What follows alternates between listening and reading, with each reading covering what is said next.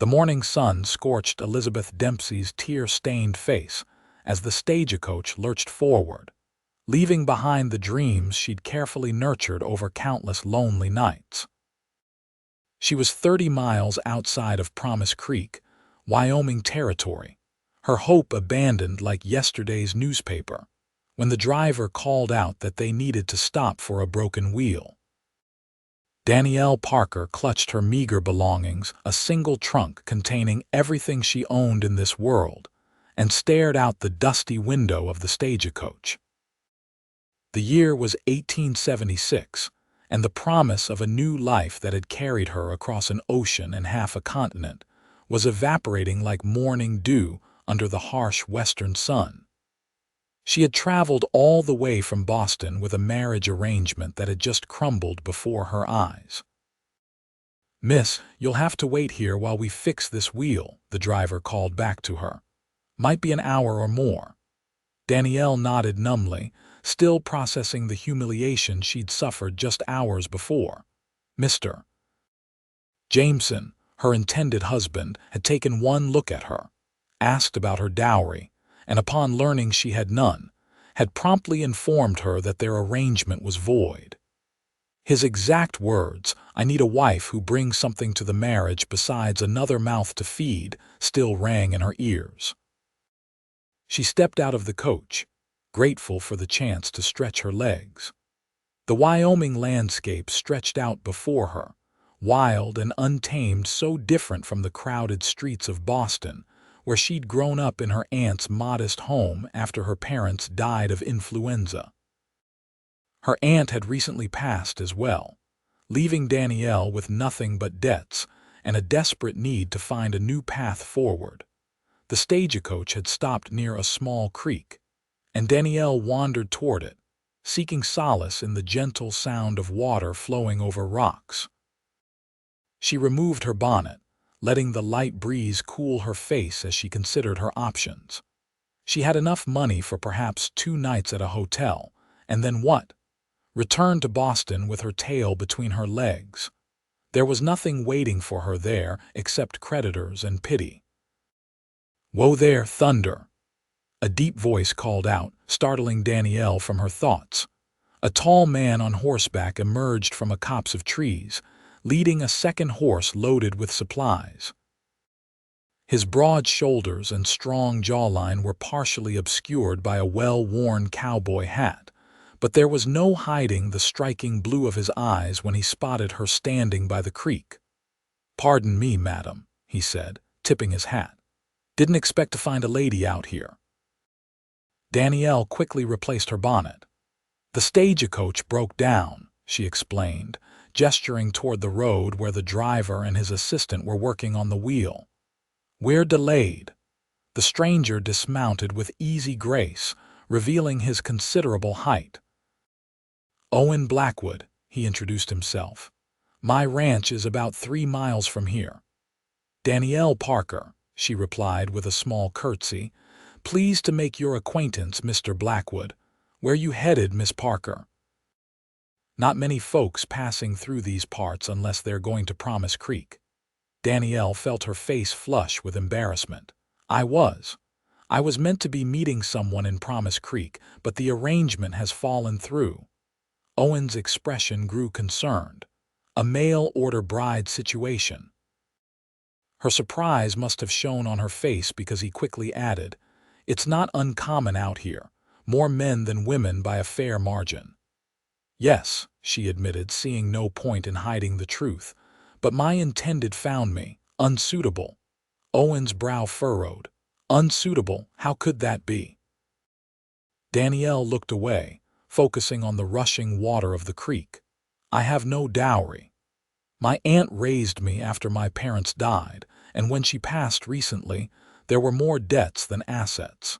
Mr. Jameson decided he needed a wife who could contribute financially to the marriage." Owen removed his hat, revealing thick brown hair that curled slightly at the ends. "Sounds to me like this Mr. Jameson is a fool, if you don't mind my saying so." The unexpected support brought a small smile to Danielle's lips. "Thank you for the kind words, Mr. Blackwood, but it doesn't change my predicament. I'm now headed to— Well, I'm not entirely sure where I'm headed. Owen replaced his hat and scratched at his stubbled jaw thoughtfully. Promise Creek has a decent hotel, not fancy but clean. The owner, Mrs. Sullivan, is always looking for help. Perhaps you could find work there while you decide your next move. Danielle nodded, grateful for the suggestion. That seems sensible. I have some experience with household management from helping my aunt. Driver says it'll be another hour, called the stagecoach assistant from the road. Owen glanced at the sky. Sun's getting mighty hot. Would you care to sit in the shade while you wait? I've got water and some jerky if you're hungry. Danielle hesitated only briefly before accepting. There was something trustworthy about Owen Blackwood's open face and direct manner. They walked to a large oak tree, and Owen spread a small blanket on the ground. So what brought you to answer a mail-order bride advertisement, Miss Parker? If you don't mind my asking, Owen said as he handed her a canteen. Danielle took a sip of the cool water before answering. My options in Boston were limited. I could become a governess or companion, but those positions are difficult to secure without connections. I could work in a factory, but the conditions are deplorable, or I could marry. When I saw Mr. Jameson's advertisement, it seemed promising. What did he write that caught your attention? Owen asked, genuinely curious. He described himself as a successful businessman in need of a wife to help manage his household. He wanted someone educated, well-mannered, and fond of children. Danielle sighed.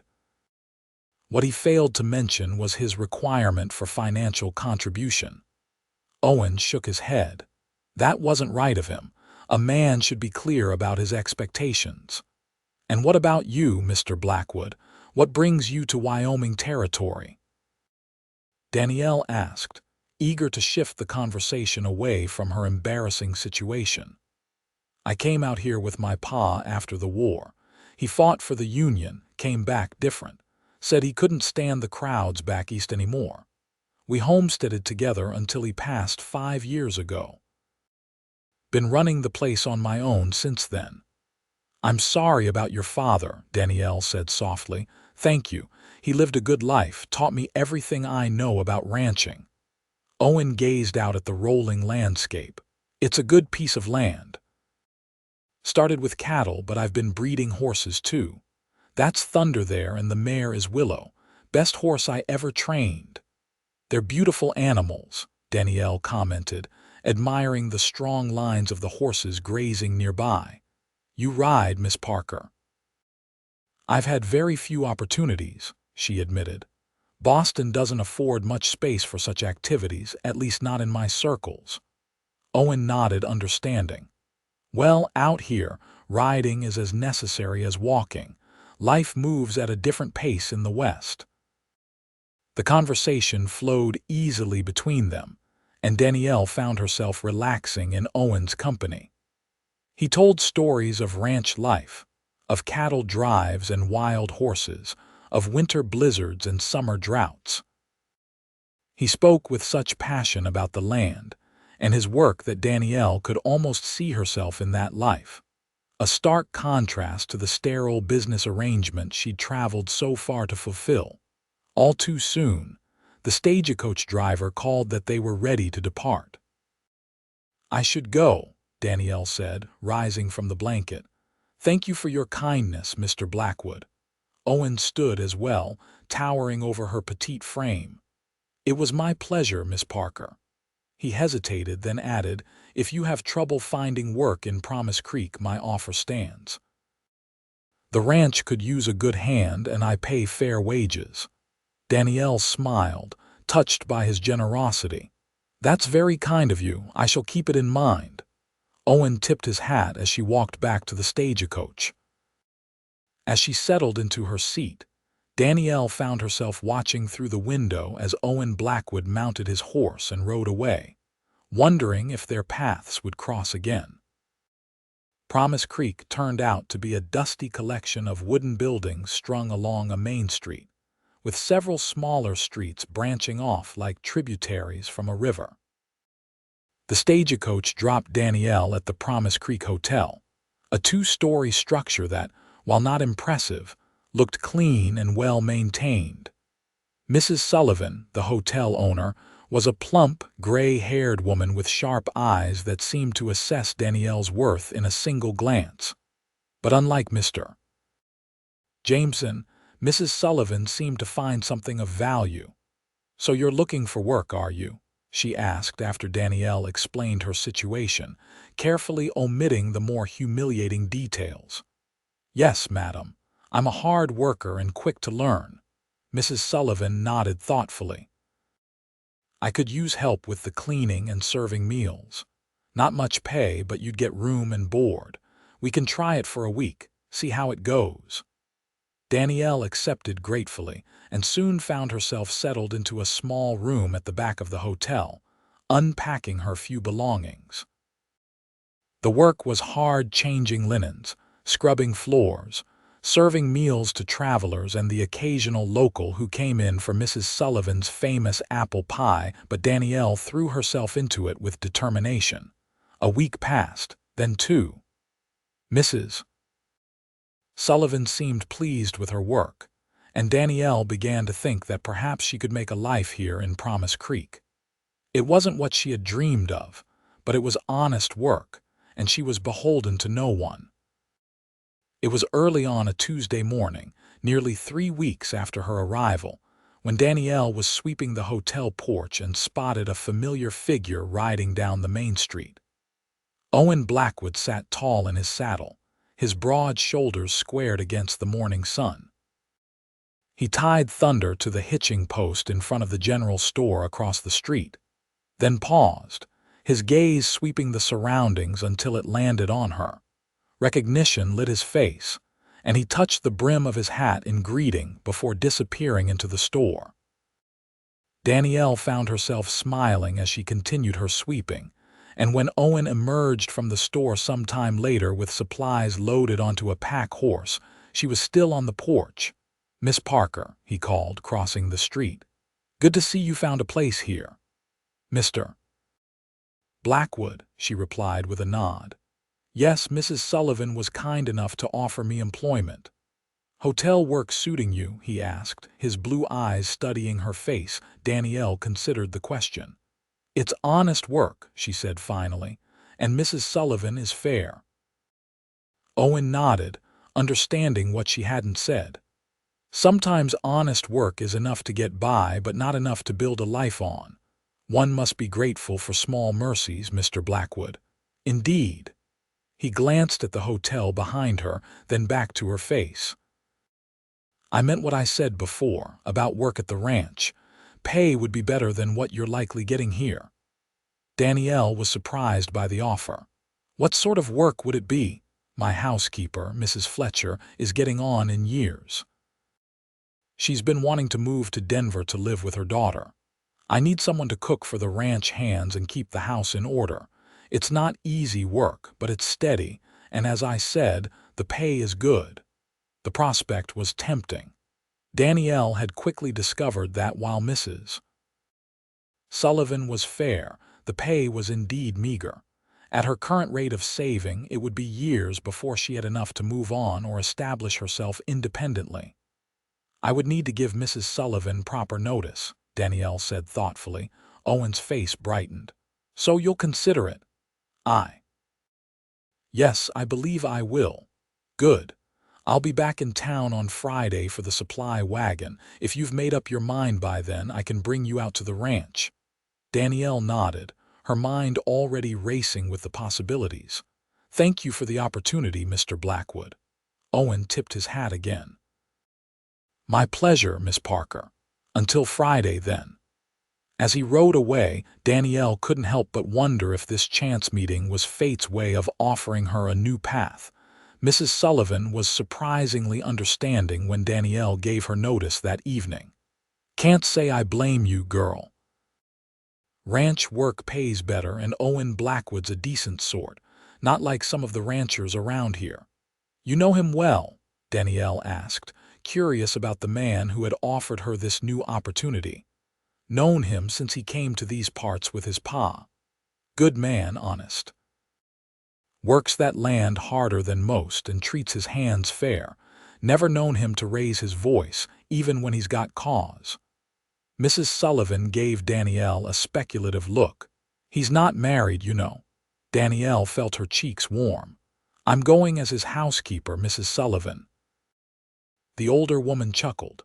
Of course you are, dear, just making conversation. By Friday, Danielle had packed her trunk again and said her goodbyes to Mrs. Sullivan and the few acquaintances she'd made in Promise Creek. Owen arrived promptly at noon, driving a wagon loaded with supplies. All set? He asked as he loaded her trunk into the back. Yes, thank you, Danielle replied, accepting his hand to climb up onto the wagon seat. The journey to the Blackwood Ranch took nearly 2 hours, during which Owen pointed out landmarks and shared stories of the area. As they crested a hill, he pulled the wagon to a stop. There it is, he said, pride evident in his voice. Blackwood Ranch. Spread out before them was a valley with a creek running through it. A substantial log house stood near a cluster of outbuildings with corrals and a barn nearby. Beyond, cattle grazed on rolling grasslands, and in a separate pasture, horses moved like flowing water across the green expanse. It's beautiful, Danielle breathed, genuinely impressed by the scope of the operation. It's home, Owen said simply and clicked to the horses to continue down the hill. As they approached the house, a gray-haired woman emerged onto the porch, shading her eyes against the sun. That's Mrs. Fletcher, Owen explained. Been with us since Pa and I first settled here. Mrs. Fletcher turned out to be a no-nonsense woman in her 60s, with calloused hands and kind eyes. She welcomed Danielle warmly and immediately began showing her around the house, a spacious 4-bedroom structure with a large kitchen, dining room, parlor, and study. Mr. Blackwood's room is there. Mrs. Fletcher indicated a door off the main hallway. Mine's been this one here, which will be yours now. The other 2 are for guests, though we don't get many. The bedroom was larger than Danielle had expected, with a comfortable-looking bed, a dresser, washstand, and even a small writing desk by the window that overlooked the creek. It's lovely, Danielle said, genuinely pleased with the accommodations. Mr. Blackwood believes in treating people right, Mrs. Fletcher said approvingly. Now let me show you the kitchen. That's where you'll be spending most of your time. The kitchen was well equipped with a large wood stove, ample counter space, and a pantry stocked with staples. Mrs. Fletcher explained that Danielle would be cooking for Owen and the 4 ranch hands who lived in the bunkhouse near the barn. Breakfast at dawn, dinner at noon, supper at sundown, the older woman instructed. Simple food, but plenty of it. These men work hard and eat accordingly. Over the next few days, Mrs. Fletcher taught Danielle the rhythms of ranch life, when to start the bread rising, how much coffee to make for 5 hungry men, which ranch hand preferred his eggs over hard, and which liked them runny. She showed her where the vegetable garden was, introduced her to the chicken coop, and explained the monthly supply runs to Promise Creek. Owen kept his distance during this training period, appearing only at mealtimes and treating Danielle with polite respect. The ranch hands Joe, a weathered man in his 50s, the brothers Sam and Daniel, both in their 20s, and Miguel, a skilled horseman from Mexico, were equally respectful if somewhat shy around a new female presence. When Mrs. Fletcher departed for Denver at the end of the week, Danielle found herself alone in the big house with the responsibility of keeping it and its inhabitants running smoothly. It was challenging work, but she found it far more satisfying than the hotel. Here, she had autonomy and purpose. The men appreciated her efforts, especially when she began introducing new recipes that expanded their usual fare. One evening, about 2 weeks after Mrs. Fletcher's departure, Danielle was setting fresh baked apple pie on the windowsill to cool when Owen appeared at the kitchen door. "Something smells mighty fine, Miss Parker," he said, his eyes lighting up at the sight of the pie. "Thank you, Mr. Blackwood. It should be cool enough by supper time." Owen leaned against the doorframe, seeming hesitant. "I wanted to check if you're settling in all right. I know ranch life is different from what you're used to." Danielle wiped her hands on her apron. "I'm settling in just fine, thank you. It's peaceful here." Owen nodded, looking pleased. "Good, that's good. I was wondering if you might like to see more of the ranch tomorrow. Sunday's usually a quieter day, and I could show you around properly." The invitation surprised Danielle. "I would like that very much, Mr. Blackwood. Call me Owen, please. Mr. Blackwood makes me feel like my pa's standing behind me." Danielle smiled. "Owen, then, and you may call me Danielle." "Danielle," he repeated, as if testing the sound of it on his tongue. "I'll saddle up a gentle mare for you after breakfast tomorrow." True to his word, Owen had a placid chestnut mare ready the following morning. He helped Danielle mount, his strong hands encircling her waist briefly as he lifted her into the saddle, sending an unexpected flutter through her stomach. "This is Penny," Owen said, patting the mare's neck. "She's sweet-tempered and steady, perfect for a beginner." Danielle adjusted her skirts, grateful she'd thought to wear her sturdiest boots. "She's beautiful." "Just follow my lead," Owen instructed as he swung up onto Thunder's back. "We'll take it slow." They rode out from the ranch house, Owen pointing out features of the property as they went the north pasture where the new calves were, the hay fields that would be cut later in the summer, the line of trees that marked the boundary of his land. Danielle found herself relaxing into the rhythm of riding, enjoying the gentle sway of the horse beneath her and the open sky above. "How many acres do you have?" she asked as they paused atop a rise that offered a panoramic view of the ranch. 640, Owen replied. "A full section. Pa and I worked it together at first, but I've added to it over the years. Bought the Jenkins place when old man Jenkins decided to move back east. That added another quarter section." "It's impressive what you've built," Danielle said sincerely. Owen's expression softened as he gazed out over his land. "It's a good life, if a hard one. Sometimes I wonder if I've done right by Pa's legacy." "How do you mean?" Owen shifted in his saddle, turning to face her more fully. "He always said land was meant to be shared, that a man wasn't truly wealthy until he had someone to share his prosperity with. He hoped I'd find a wife, start a family." Danielle felt her cheeks warm under his gaze. "There's still time for that, surely." "Yes, I suppose there is." Owen's blue eyes held hers for a moment longer than necessary before he looked away. "There's a nice spot by the creek just ahead. Thought we might stop for a bite to eat." The nice spot turned out to be a small clearing beside the creek, shaded by cottonwood trees. Owen spread a blanket on the ground and unpacked a lunch that he must have arranged with Danielle before they left fried chicken, biscuits, and apple pie, along with a jug of cool water from the spring near the house. They ate in companionable silence for a while, the only sounds the burbling of the creek and the occasional nickering of the horses grazing nearby. "May I ask you something personal, Danielle?" Owen said eventually, setting aside his plate. Danielle nodded, curious. "What did you hope for when you agreed to be a mail-order bride? What kind of life were you seeking?" The question caught her off guard, but she considered it seriously.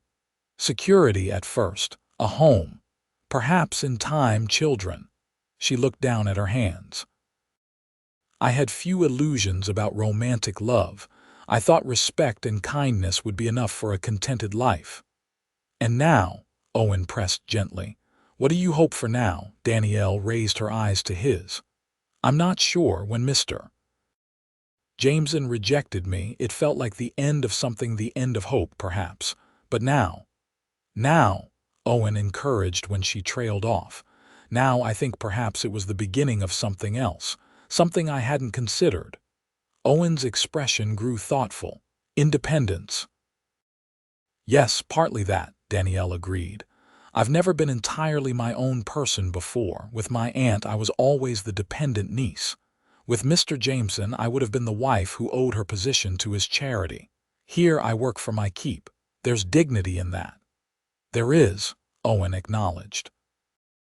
Though there's dignity in other arrangements, too, when they're founded on mutual respect. Something in his tone made Danielle look at him sharply, but his expression gave nothing away as he began packing up their lunch things. The ride back to the ranch was quieter, both of them lost in their own thoughts. As they approached the house, Danielle could see the ranch hands gathered near the bunkhouse, enjoying their day of rest with a game of horseshoes. Owen helped her dismount, his hands lingering at her waist a moment longer than necessary. "Thank you for joining me today, Danielle. Thank you for showing me your land," she replied, suddenly aware of how close they were standing. "It's truly beautiful." "Yes," Owen said softly, but he wasn't looking at the land. Truly beautiful. The weeks that followed settled into a pleasant routine. Danielle rose early to prepare breakfast for the men, spent her mornings baking bread and tending to household chores, prepared dinner at noon, and then had a few hours in the afternoon for herself before starting supper preparations. She used this time to explore the area around the ranch house, tend to the vegetable garden, or sit on the porch with mending or a book borrowed from Owen's modest library. Owen himself was busy with ranch work, often riding out early and returning late, but he made a point of stopping by the kitchen when he returned, ostensibly to check if she needed anything from town on his next trip. But Danielle suspected he simply enjoyed their conversations as much as she did. They talked about books. Owen had a surprising fondness for poetry and about their childhoods, their hopes and disappointments. Owen told her about his experiences during the war, serving as a young cavalry scout for the Union, and Danielle shared stories of growing up in Boston under her aunt's strict but loving care. One evening in late June, a violent thunderstorm rolled in from the mountains. Danielle had just finished washing the supper dishes when the first crack of lightning split the sky, followed almost immediately by a deafening boom of thunder. The ranch hands had already retired to the bunkhouse, and Danielle was alone in the main house, Owen having ridden out earlier to check on a pregnant mare in the north pasture. As the storm intensified, Danielle grew increasingly worried. Owen should have returned by now. She paced the parlor, jumping at each thunderclap, peering anxiously out the windows into the rain-lashed darkness. When she heard the sound of hooves in the yard, she rushed to the door. Owen stumbled in, soaked to the skin and shivering. "Storm caught me by surprise," he gasped as Danielle helped him remove his dripping coat. "You're freezing," she exclaimed, feeling the chill of his hands. "Come sit by the fire. I'll fetch you some dry clothes." She hurried to his bedroom and returned with a flannel shirt and trousers, then busied herself making hot coffee while he changed behind the privacy screen in the corner of the parlor. When he emerged, his hair was still damp, but curling slightly as it dried in the warmth of the fire. "Thank you," he said, accepting the steaming mug she offered. "I wasn't expecting the storm to hit so fast." "Is the mare all right?" Danielle asked, sitting across from him. Owen nodded. "She's fine. No sign of the foal yet, but I think it'll be soon." He took a sip of coffee, his eyes on her over the rim of the mug. "Were you worried?" "Of course," Danielle admitted. "It's a terrible storm." A particularly loud crash of thunder shook the house, making Danielle jump. Owen set down his coffee and moved to sit beside her on the sofa. "Not fond of storms?" he asked gently. Danielle shook her head. "They always frightened me as a child. My room in my aunt's house had a large window, and during storms it seemed as if the lightning was reaching for me." Without thinking, Owen put his arm around her shoulders. "You're safe here. This house has weathered worse storms than this." Danielle knew she should move away, maintain the proper distance between employer and employee, but the warmth of his arm and the solid presence of him beside her was too comforting to resist. They sat in silence for a while, watching the fire and listening to the storm rage outside. "I'm glad you came to work here, Danielle," Owen said quietly after some time had passed. Danielle looked up at him, struck by the sincerity in his voice. "I am too. I've been alone too long," he continued, his gaze holding hers. "The house was always too quiet after Pa died, even with Mrs. Fletcher here, but now it feels like a home again." Danielle's heart began to beat faster. "Owen, I know it's not proper," he said quickly. "You're in my employ and I should keep my distance, but I can't help how I feel." "How do you feel?" Danielle whispered, hardly daring to hope. Owen's hand came up to touch her cheek gently. "Like I've been waiting for you without knowing it, like you belong here not as my housekeeper but as—" "As what?" Danielle prompted when he hesitated. "As my partner, my wife." Owen's eyes searched her face. "I know it's sudden and I'm not asking for an answer now, but I wanted you to know that my feelings for you have grown beyond employer and employee." Danielle's mind whirled. She had come to Wyoming Territory, seeking security in marriage to a stranger, only to find herself falling in love with a different man, entirely a man who saw her value, beyond what she could bring to a marriage financially. "I don't have a dowry," she said, the words slipping out before she could stop them. "I have nothing to offer but myself." Owen's expression softened into a smile. "Danielle, I've got enough for us both. All I want is you if you'll have me." The storm outside seemed to fade into insignificance as Danielle searched Owen's face, seeing nothing but sincerity and affection there. Slowly, she nodded. "I think I would like that very much, Owen Blackwood." Owen's smile broadened, lighting his entire face. "May I kiss you, Danielle Parker?" In answer, Danielle leaned forward, closing the distance between them. Owen's lips met hers gently at first, then with growing confidence as she responded. His arms encircled her, drawing her closer, and Danielle felt as if she'd finally found her place in the world. When they parted, Owen rested his forehead against hers. "I'll court you properly," he promised. "I don't want anyone thinking I took advantage of your position here." Danielle smiled, touched by his concern for her reputation. "I would appreciate that." Owen kept his word. Over the next few weeks, he courted Danielle with all the formality he could muster on a working ranch. He brought her wildflowers picked from the hillsides, took her on Sunday rides to picturesque spots on the property, and even arranged for them to attend church services in Promise Creek, making their courtship public. The town buzzed with the news, and Mrs. Sullivan, when they stopped by the hotel for lunch after church one Sunday, could barely contain her satisfaction. "Didn't I tell you Owen Blackwood was a good man?" she said to Danielle with a knowing smile. "And here you are, arm in arm, looking like you belong together." "You were right, Mrs.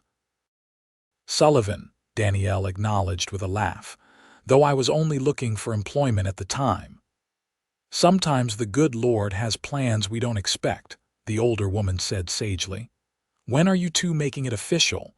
Owen cleared his throat. "We're thinking harvest time if Reverend Phillips is available." "That gives us about 2 months to prepare," Danielle added. Mrs. Sullivan nodded approvingly. "Time enough to sew a proper wedding dress. You come see me next week, Danielle. I've got some lovely fabric that would suit you." As they rode back to the ranch that afternoon, Danielle couldn't help but marvel at the turn her life had taken. 3 months ago, she had been devastated by rejection, uncertain of her future. Now, she was engaged to a man she genuinely cared for, a man who valued her for herself rather than what she could bring to the marriage financially. "Penny for your thoughts," Owen said, noticing her contemplative expression. Danielle smiled. "I was just thinking about how differently things turned out from what I expected when I first came west." "Disappointed?" Owen asked, a touch of worry in his voice. "Quite the opposite," Danielle assured him, reaching across to touch his arm. "I came seeking security and found happiness instead." "It's more than I dared hope for." Owen's face relaxed into a smile. "I felt the same way when you agreed to marry me, like I'd been given a gift I hadn't even known to ask for." They rode in companionable silence for a while, enjoying the late summer sunshine and each other's company. "There's something I've been meaning to discuss with you," Owen said eventually. "About our future." "Oh," Danielle looked at him curiously. "I've been thinking about expanding the ranch. There's a piece of land adjoining ours to the east, good water access, excellent grazing. I've had my eye on it for a while, but I wanted to know your thoughts before making any decisions." Danielle was touched by his inclusion of her in such considerations. "Do you think it's a good investment?" "I do. The cattle operation is doing well and the horse breeding even better. With more land, we could increase both." Owen glanced at her. "But it would mean tightening our belts for a year or two. Any extra money would go into the land and stock." "I understand," Danielle said thoughtfully, "and I trust your judgment, Owen. If you think it's the right move for our future, then I support it." Owen's smile was worth any potential hardship. "Our future," he repeated, savoring the words. "I like the sound of that." The wedding preparations proceeded smoothly over the next weeks. Mrs. Sullivan did indeed have beautiful fabric, a creamy satin that Danielle, with help from several women in Promise Creek, transformed into a simple but elegant wedding dress.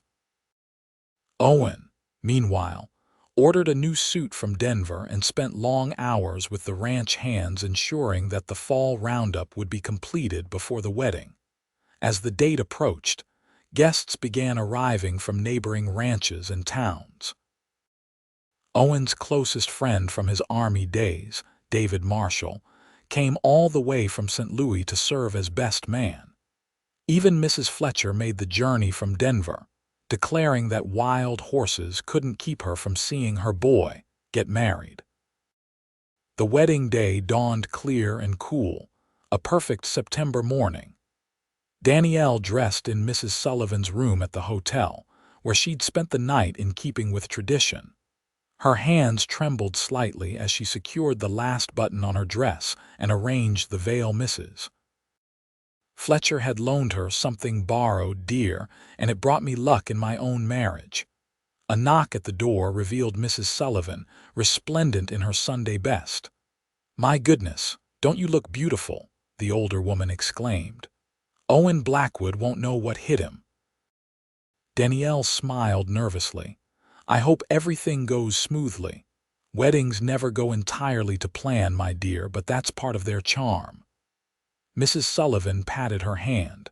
"The reverend is ready and the church is full to bursting. Shall we go?" The small white church at the edge of Promise Creek was indeed packed with well-wishers, ranchers and their families, townspeople, and even Mr. Jameson, looking somewhat abashed in the back pew. Danielle felt a moment of vindication at the sight of him, but it passed quickly, replaced by gratitude. If he hadn't rejected her, she would never have found her way to Owen and the happiness she now knew. The music began, Mrs. Potter at the organ playing a somewhat uneven rendition of the wedding march, and Danielle began her walk down the aisle. At the altar stood Owen, his tall frame accentuated by his new suit, his face alight with joy as he watched her approach. In that moment, Danielle knew with absolute certainty that she was exactly where she was meant to be. Reverend Phillips performed the ceremony with dignity and warmth, and when Owen slipped a simple gold band onto Danielle's finger, it was my mother's. He told her when he first showed it to her, she felt as if her heart might burst with happiness. "I now pronounce you man and wife," the Reverend declared. "You may kiss your bride." Owen didn't need to be told twice. His kiss was tender but filled with promise, and the congregation erupted in cheers and applause. The celebration that followed at the Blackwood Ranch lasted well into the evening. Tables had been set up in the yard, laden with food prepared by the women of Promise Creek. A fiddler and banjo player provided music for dancing, and the ranch hands had constructed a wooden platform that served as a dance floor. As the sun began to set, casting golden light across the festivities, Owen found Danielle sitting with Mrs. Fletcher and Mrs. Sullivan. "May I steal my wife for a dance?" he asked, extending his hand to Danielle. On the dance floor, Owen held her close, swaying gently to the music. "Happy Mrs. Blackwood," he murmured in her ear. The new name sent a thrill through Danielle. "Very happy, Mr. Blackwood." "I have a wedding gift for you," Owen said, guiding her toward the edge of the gathering. "It's not much, but I thought you might like it." He led her to the corral where a beautiful bay mare stood, adorned with a ribbon around her neck. "This is Starlight," Owen said. "She's gentle but spirited, like someone else I know." Danielle approached the horse, stroking her velvety nose. "She's magnificent, Owen, thank you." "I thought we could ride together in the mornings when work allows," Owen explained. "There's so much of the ranch I still want to show you." Danielle turned to him, her heart full. "I look forward to seeing all of it and to building our life here together." Owen drew her into his arms. "I love you, Danielle Blackwood." "And I love you, Owen Blackwood," she replied, standing on tiptoe to kiss him as the first stars appeared in the twilight sky. The following spring brought new life to the Blackwood Ranch. The mares foaled, the cows calved, and the vegetable garden Danielle had expanded flourished under her care. Owen had successfully purchased the eastern parcel of land, increasing the ranch's size and potential for growth. One evening in late April, as they sat on the porch watching the sunset, Danielle took Owen's hand and placed it gently on her stomach. "I have news," she said softly. Owen's eyes widened in understanding, then filled with wonder. "A baby. We're having a baby," Danielle nodded, her own eyes shining with happy tears. "Dr. Thompson confirmed it yesterday when I was in town. He says the baby should arrive in early November." Owen gathered her into his arms, his joy palpable. "Danielle, this is wonderful, a family of our own." As the months passed, Danielle's body changed, her belly growing round with their child. Owen became increasingly protective, insisting on hiring a young woman from town to help with the household chores, despite Danielle's protests that she was perfectly capable of continuing her duties. "You're carrying precious cargo," he insisted, "and I won't have you overworking yourself." The baby, a healthy boy they named James Owen, after both their fathers arrived on a cold November night with Mrs. Sullivan serving as midwife. When Owen first held his son, his hands trembling slightly with emotion, Danielle thought she had never seen anything more beautiful. "He has your eyes," Owen whispered, gazing down at the infant's blue eyes so like his own. "And your chin," Danielle observed, touching the baby's small but decidedly square jawline. As winter settled over the ranch, the new family established their own rhythms and routines. Danielle found motherhood both more challenging and more rewarding than she had anticipated, and Owen proved to be an attentive father, often carrying James in a sling across his chest as he went about his less strenuous ranch duties. By the time spring returned, bringing with it James's first smiles and coos. Danielle could hardly remember the fear and uncertainty that had plagued her when she first arrived in Wyoming Territory. This land, once so foreign and intimidating, had become home. This man, once a stranger, had become the center of her world. And this child, a living embodiment of their love, had completed their family in a way she had only dreamed of. One evening, as they sat together on the porch, James sleeping peacefully in his cradle beside them, Owen took Danielle's hand in his. "You ever think about how differently things might have turned out?" he asked. "If Jameson hadn't sent you away, or if the stagecoach wheel hadn't broken that day," Danielle considered the question. "Sometimes. But then I think that perhaps it was all meant to be. Every step, even the painful ones, led me here to you and James." Owen squeezed her hand. "I'm grateful every day that you found your way to my ranch, Danielle Blackwood. You've made this house a home and my life complete." "As you have mine," Danielle replied, leaning against his shoulder as they watched the sunset paint the western sky in shades of gold and pink. "I came west seeking security and found a love greater than I ever imagined possible." Owen pressed a kiss to her temple. "And we're just getting started, my love. We have a lifetime ahead of us." As if in agreement, James stirred in his cradle, his tiny fist waving in the air. Danielle and Owen exchanged smiles, their hearts full with the knowledge that their greatest adventure, building a life and family together on this wild, beautiful land, was well underway. Years later, when James was joined by two sisters, Elizabeth and Sarah, and the Blackwood Ranch had grown into one of the most prosperous in the territory, Danielle would sometimes take out the letter that had first brought her Westminster. Jameson's advertisement for a bride with a dowry, and marvel at how what had seemed like misfortune had actually been the beginning of her greatest happiness. And on their 10th wedding anniversary, when Owen presented her with a deed to a parcel of land adjoining the ranch in your name, Danielle, because you've more than earned your place here, she knew with absolute certainty that she had found not just security but true partnership, not just respect but deep and abiding love.